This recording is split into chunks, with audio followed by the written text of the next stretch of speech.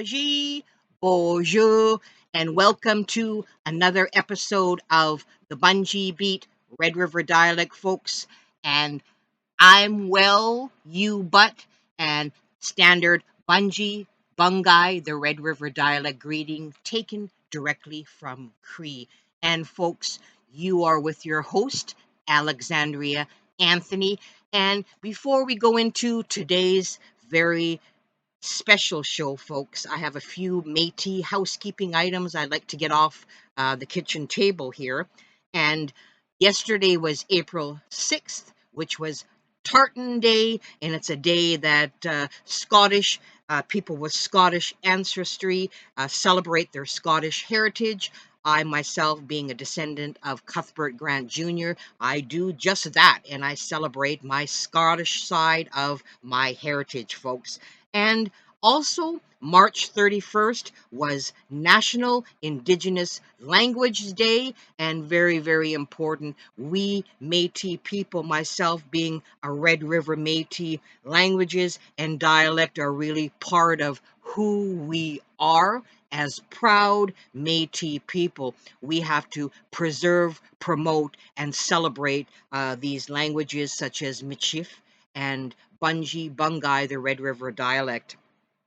The most important housekeeping item that I would like to take care of and just shove down the kitchen drain is that some of you may or may not be aware of that on March 2nd, 2025, my Métis Warrior History and Culture page on Facebook was hacked, taken over completely by a hacker. My last post was March 2nd, 2025, and it's very disheartening, folks. I was admin, had the page since 2020, October 2020. This hacker, I guess, seeing how all of a sudden it was popular to misappropriate Métis history and culture, they wanted to get in on the action, removed me as admin. I had sent many, many reports to Facebook, so many of my followers, and I thank you for submitting reports to Facebook, and Facebook has done absolutely nothing about this fraud, this scam, this hacker. Facebook, all they care about is the numbers, so they could care less. They want you to, I guess, pay for that verified check mark or whatever, so much a month. That's the only way that they'll entertain speaking to you. So, a word to the wise, to my followers that are still on the Métis Warrior hacked page. Some of the followers have been solicited with some unsavory information. That's not me, folks. That's the hacker. So keep yourself safe out there, because obviously Facebook really could care less about people that work hard to share, promote history. That anybody, hacker, can just come and take all your work and just misappropriate and impersonate people, which is sad this day and age, but it's happening all the time. Today, folks, is sort of a very important episode for me. It's in regards to Bungi, the Red River Dialect, and it's really the Orkney Connection. And I know I've spoken about Orkney and Scotland before in regards to Bungi, the fur trade. It's very, very important. You know, we have to remember too that when the fur trade began in Canada specifically, the Scotsmen, the Highlanders that came, that left Scotland to come to the New World, were really the giants in the fur trade, and that being my great grandfather, Cuthbert Grant Sr., and his brother, Robert Grant, who were key players, movers and shakers in the Canadian fur trade. They were members of the famous Beaver Club in Montreal, part of the Northwest Company, etc. So they were really high rollers in the Canadian fur trade. And this sort of brings to light and really correlates with what I want to talk about in regards to Orkney. So Orkney, when we look at the grand scheme of things, Orkney and the fur trade, Canada, etc., Orkney has really had links to Canada and the Arctic region since the 17th century. And the islands were often the last port of call for explorers, traders, merchants, and whalers before they set sail across the vast Atlantic. And back in those days, uncharted areas of the world held as much excitement, awe, allure, and mystery as really space travel might have for some of us today. Hudson Bay Company ships regularly stopped in Stromness to take on provisions. Evidence of this fact can be seen today in the Labradorite found on Stromness shores in Scotland, folks. And Labradorite is something that I'm keen on. I collect precious stones, rocks, what have you. And the iridescence rock from Canada was used as ballast, and it was dumped overboard when a ship's hold was restocked with supplies. And a Canadian folktale really describes this and puts it vividly in my mind. And it really says how the northern lights are trapped inside the blue, shimmering labradorite. And I can just picture that in my mind. I've had the great privilege of seeing northern lights so many times, and they are breathtaking, they are eerie, they are beautiful. In 1702, Captain Grimmington began recruiting young men from Orkney to join the Hudson Bay Company workforce in Rupert's Land. And this offer really gave the men a chance to explore the world. Who wouldn't want to explore the world? And to be paid several times the wages they would receive at home. So that's two real big incentives. You get to see the world, and you get paid several times the wage you would at home in Orkney. This would also avoid being press ganged into the Royal Navy. And for the Hudson Bay Company, engaging Orkney men for half the wages given to London men was also alluring.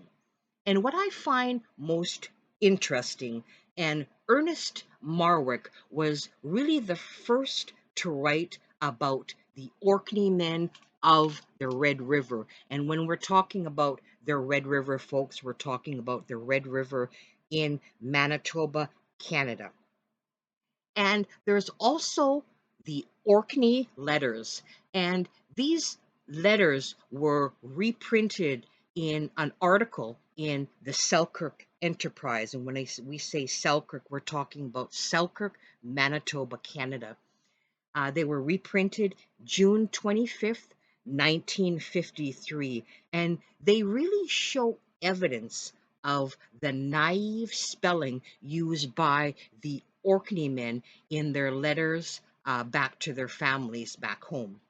And examples from these letters dated in the 1820s include, and I'll be saying the dialect first, and the second part will be the English. So, letter is little, hond is hundred, bought is but, buffalo, honor, buffalo runner, waistcoats, waistcoats, tray is try, neighbor is neighbor, helt is health, foul is few, su is should, sprink is spring, thinkes is things.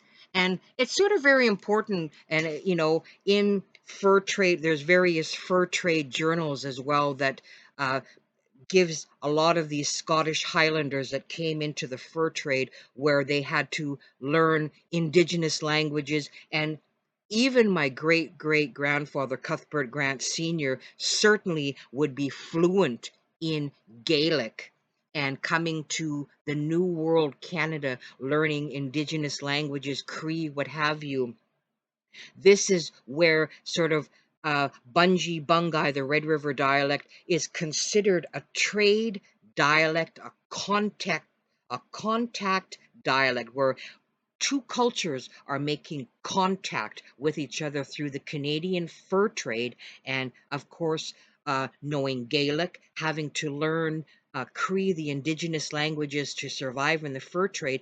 This is really where Bungi, the Red River dialect, evolved, came from, and it is a Creole dialect. So it's very, very important that we remember that this is where Bungi, the Red River dialect, originates from the contact between two different cultures evolving into a separate, unique dialect, which is Bungi.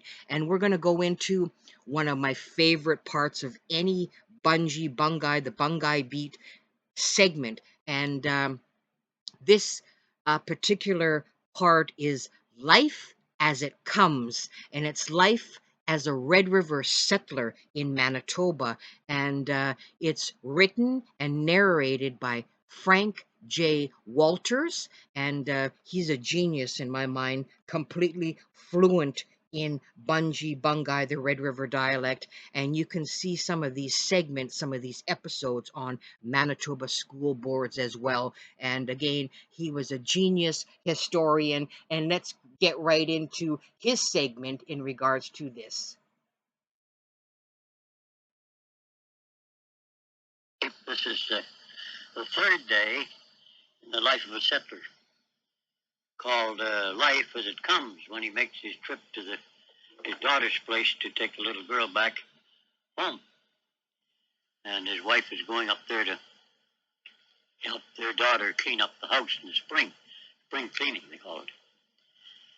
And they were a type of people that go to bed early and get up early with the sun. And he comments on that to start off.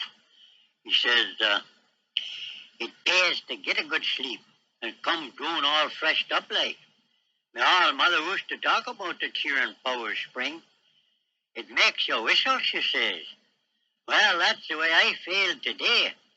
And the missus must have felt that way too, 'cause she come down fairly bouncing, same time as me. Usually she's a little after. It must be this country makes you feel that way, like, 'cause I never been no place else. But me, I'm satisfied to stay here now. We had it in our heads first to go digging snack root. We changed our plans to take little Mary back home, and she isn't anxious to leave us, but we're going to take her up anyhow. Her mother will be glad to have her back, 'cause it's not like home when one of the bunch is away. I know that, 'cause we never could rest right if a whole bunch of us was not under the same roof come nightfall. That's when our gals were small and still grown up. Now they're away, me and the missus, we had to get used to things being different around our home like. Before I come down, though, I was thinking I'd go and put up a chunk of sow belly I got yesterday up at the fort. I had it hanging on a line down in our dug well, and a couple of slices would do us for breakfast. Then I'd put the rest back down and the well where it's cool. For things keeps cool down there better than up out. The water in our wells cool all summer even, and good drinking. And as we need a bucket full of fresh stuff in the house anyhow, so when I get one, I can take up the sow belly, same time like. It's not very handy drawing water up out our well account of the lid. I has to keep shut all the time on top of the cribbing, like. If I don't keep it shut, there's frogs and mice and these grasshoppers and crickets and gophers gets in there. 2 times already I had to clean it out. And I work such a work I tried not to have to do it a bunch of times, lest I stir it up at the bottom and make it all mudded up. When I gets down stairs, I was telling the missus not to forget to remember to tell me not to forget my traps to take along with me. Sometimes I think about what I'm got to do. Then at the last minute I find out I didn't do it, whatever it is. And by telling her is the surest way to get jogged on what I'd been thinking on before, like. And if he's going someplace and he wants to take something along, he always stacks it in the door first. Then everybody can trip over it. That way, and on the way out, like. And the missus says, this is the surest way to remember before you can forget, like. It's all hustle and bustle for the next hour or so, and little Mary, she don't want to go home yet even. She says she's never been here long enough and wants to stay some more.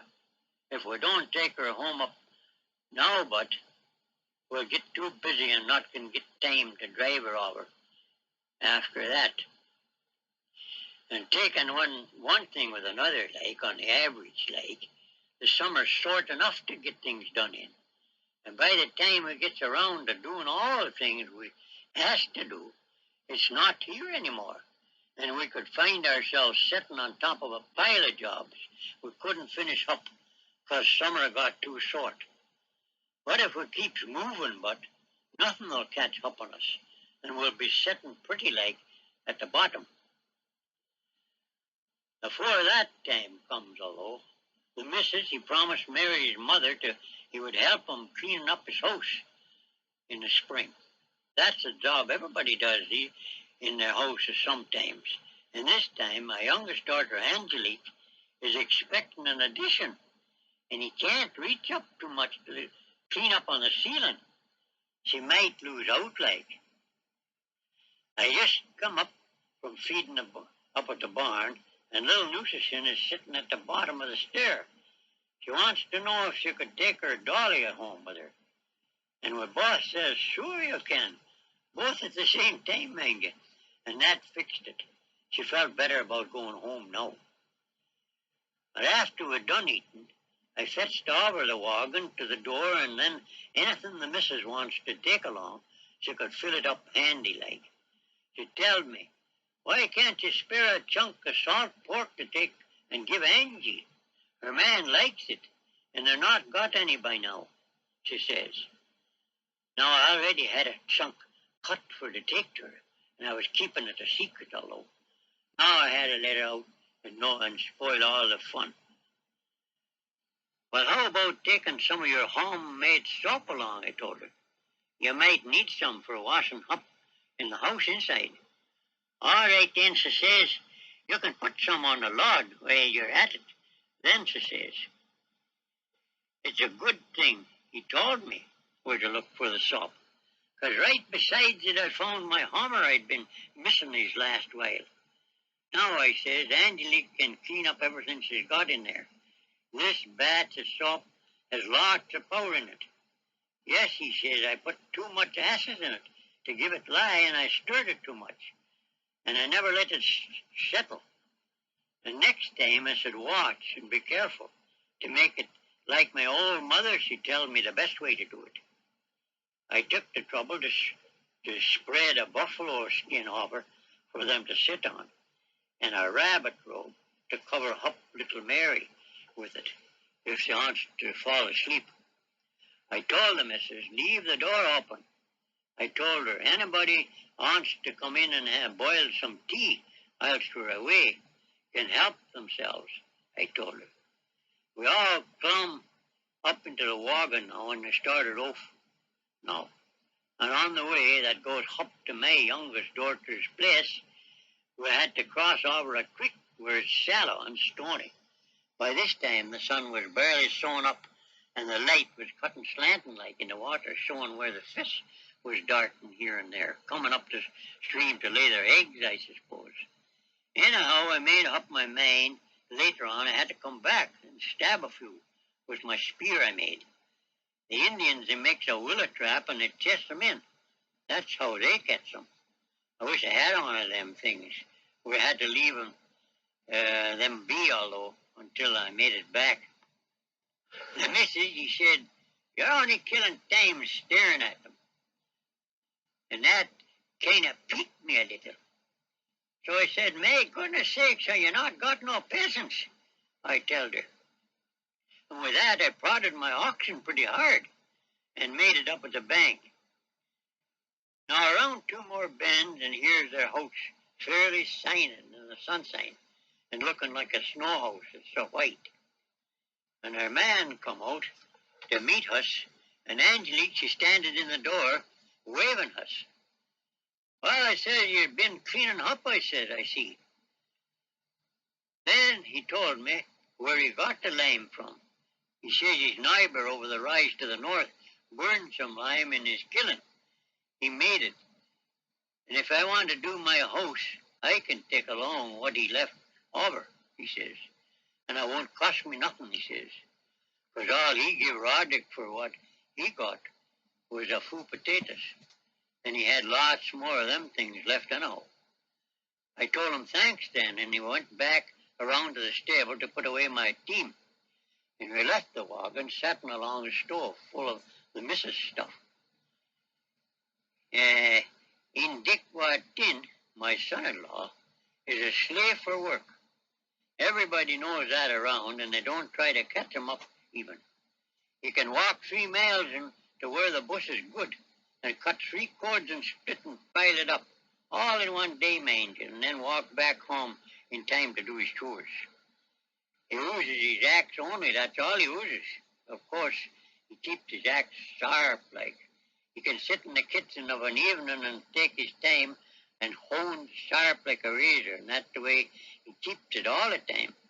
His axe is one of these with a blade on each side. You can get them up at the fort. They calls them Hudson Bay Specials. And when he's out in the bush, he has a knack of doing things to save time. He cuts his trees in 2 straight lines and drops them with the tops to the center leg.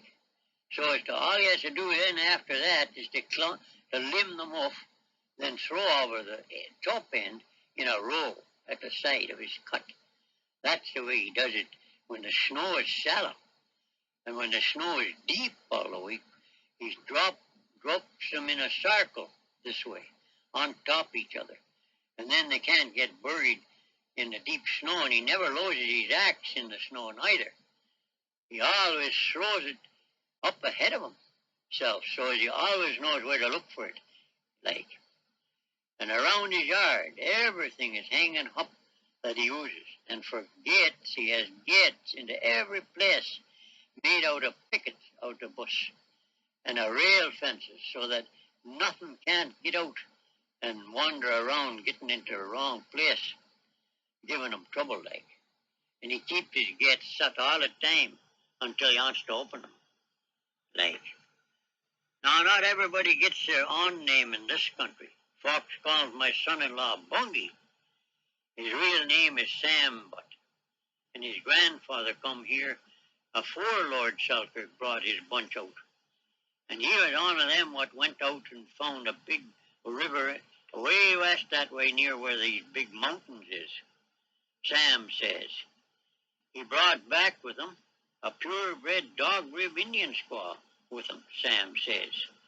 And all he had to do, Sam says, his father told him he had to go into her wigwam and to come out following him. And after that, she stayed with him and raised up his kids up until she died.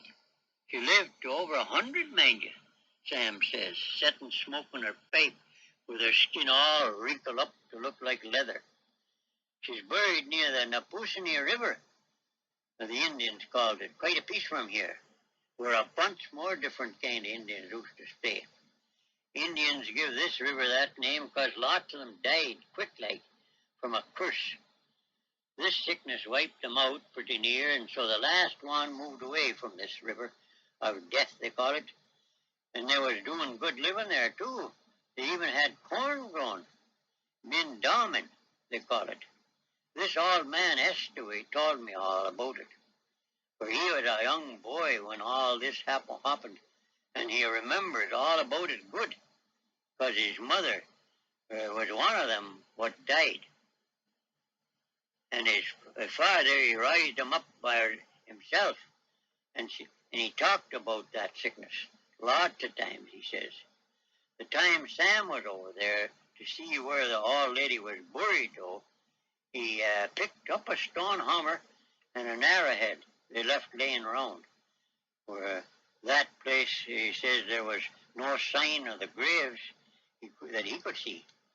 And nobody can't find the place now, Sam says, 'cause they never used no stones to mark nothing with, just sticks, what rot away after a little.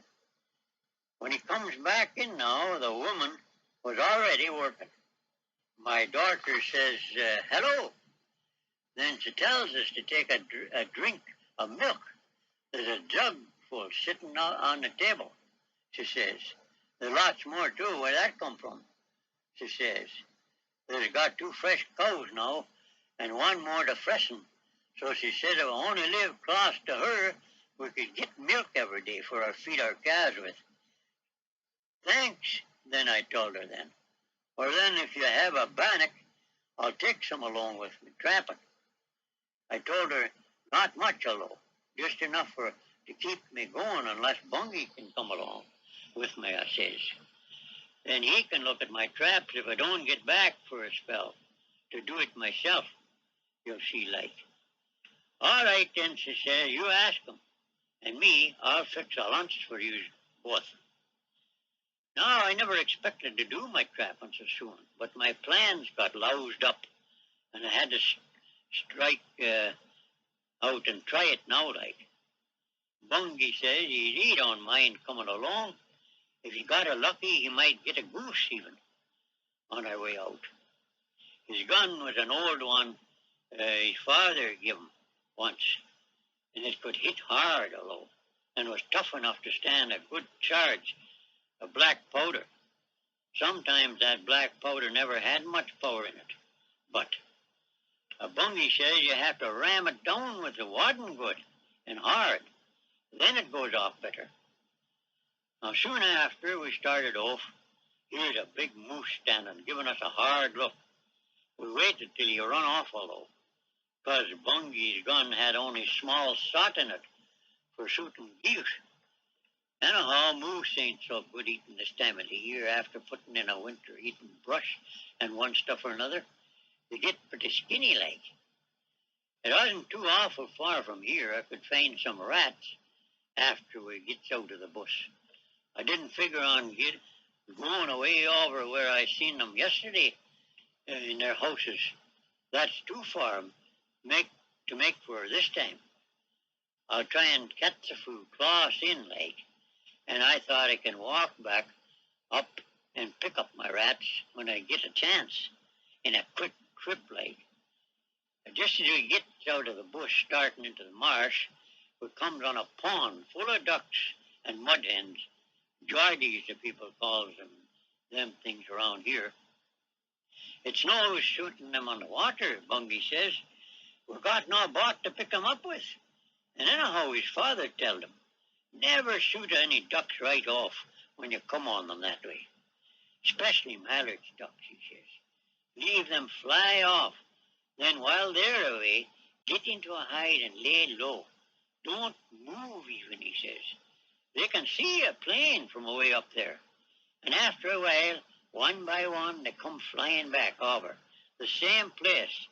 And you can shoot them close like and drop them where it's easy to pick them up after.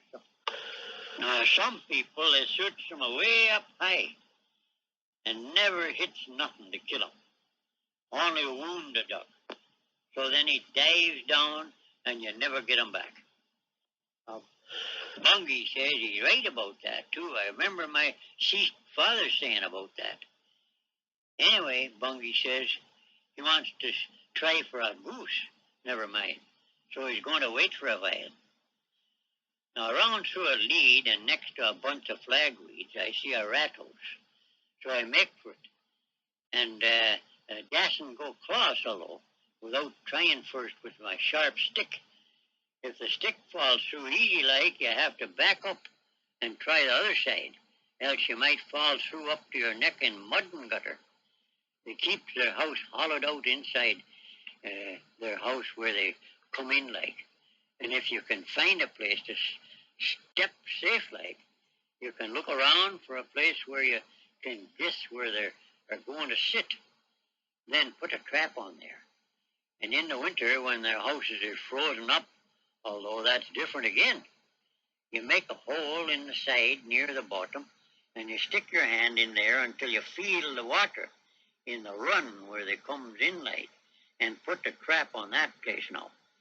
And be careful, nothing drops down on your trap but and catch your thumb on you.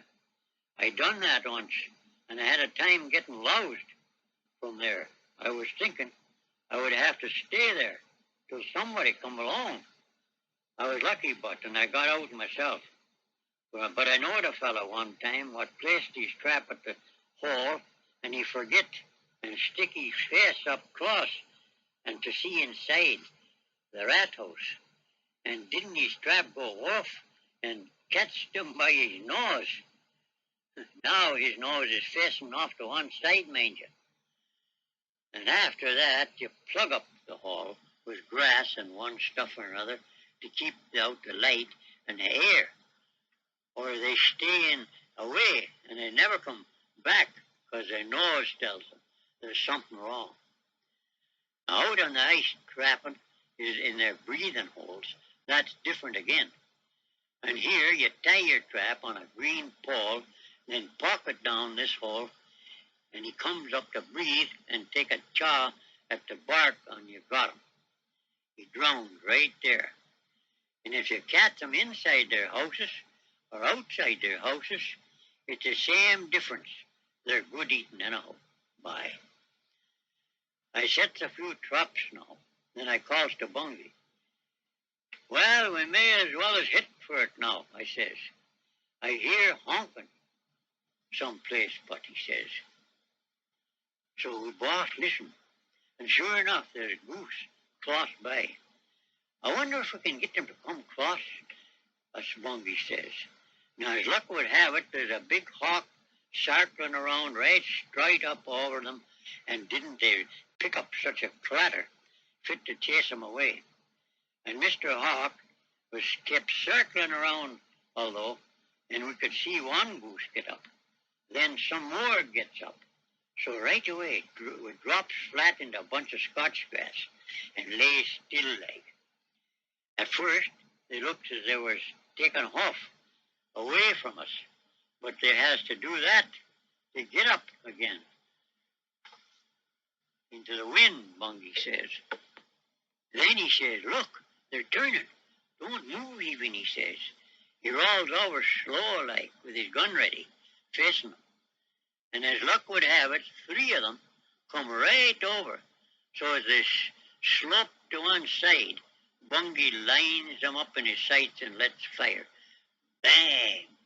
And down they come, all but one. But he got away. Bungi never stopped to load up his gun again, 'cause one of them was fluttering around in the grass, and he might get away, so Bungi, he grabs him up and twists his neck for him. By me, I shooted 2 goose with one shot, he says to me. Well, that's pretty good, I told him. You can have a feed for Sunday on your place, I told him. Yes, he says, I was thinking to get Lexi de Jarm over, for he likes eating the pop's nose, he says. Lexi was telling me yesterday he's getting tired of bush puppies, and he's not got no powder left to get in a game with. Why, too bad I never knowed about that yesterday afore I come over. I could have bring them some of my powder, I said. Only yesterday I got some up at the fort. We carried a goose apiece and lit out back for Bungi's place. And on our way back, we see a badger. A Bungi let him go because he never bothered to load up his gun anyhow. And badgers make good eating, though. same as skunk. You would think he was eating young pork when he eat them too. But them passenger pigeons has 'em all beat for good eat. But I says, I eat them when I was a boy yet. My deceased father told me how they used to come over in a cloud, so thick you not could see the sun sign coming through. There's none around now, though, in bunches like that. Only a few comes by once in a long time. Bungi says his father told him they come flying by a mile wide and kept coming all the time. He was eating his dinner, like, and they was so stupid they could club them like that and fill up a bucket in no time, his father tell him. And bears are good eating too. I was thinking when we was back a piece about one of my uncles on my mother's side. That's when we was talking about shooting. His name was Thomas. Short Tom, folks called him. Well, he was out in the creek in a small little canoe one day, thinking to have a shoot. There was this neighbor of his along with him. Long Tom, they called him, I guess because there was much difference in their legs, I guess. Anyhow, my uncle says to him, when ducks comes along, you shoot out one side, and me, I'll shoot out the other way. That way our canoe will float even like. Well, the very first bunch that come along, didn't Long Tom forget, and both guns goes off same side, double bang like. And the canoe turns apachikwane and both of them takes a dive. My uncle, he comes up first and he grabs for the canoe and he straddles it bottom side up like. And Long Tom, he comes up praying to the Lord. Oh, Lord, save me, he says. And my uncle says, well, that can't help you now, but anyhow, never mind the Lord, grab for the willis. And that's the way he never got grounded. And they both had to go home soaking wet. And besides that, my uncle loaded his best gun, one he got in a present from his father. Now, when we were still coming along, we seen a fox.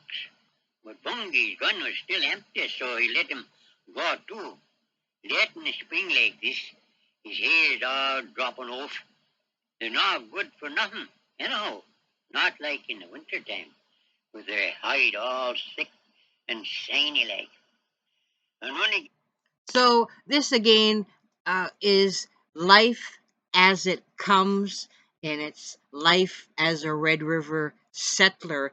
And when you hear this narration by Frank J. Walters, he refers to the River of Death.